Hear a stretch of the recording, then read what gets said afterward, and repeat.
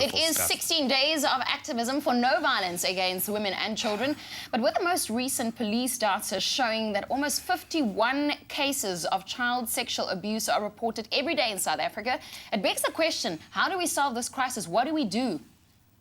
Well, with us in studio to try to answer that specific question and to talk about the signs and symptoms of child abuse, as well as how we can help. What should we do if we encounter these situations? Our relationship therapist, Dr. Eve, who we have really put through the ringer over the last couple of weeks. Thank you so much for the sensitivity that you brought to our last discussion, which was, I think, a real shock to my system, certainly, and I think to a lot of our viewers out there.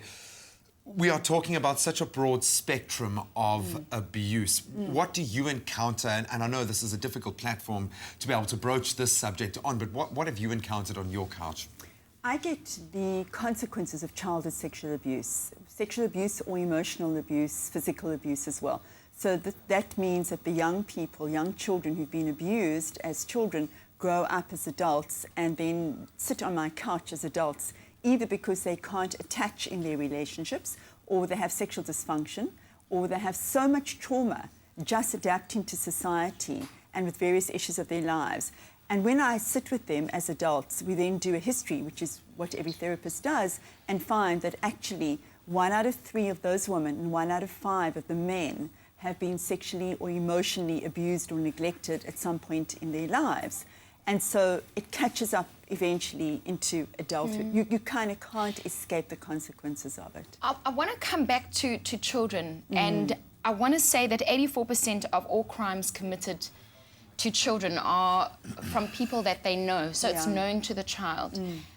What are the symptoms? What are we looking out for when you think a child is sexually abused? You know, it's very controversial, because if we give signs and symptoms, parents will then almost get lulled into a sense of comfort. Okay, so I know I've ticked all those boxes and my child doesn't have any of them. So please be very careful about that.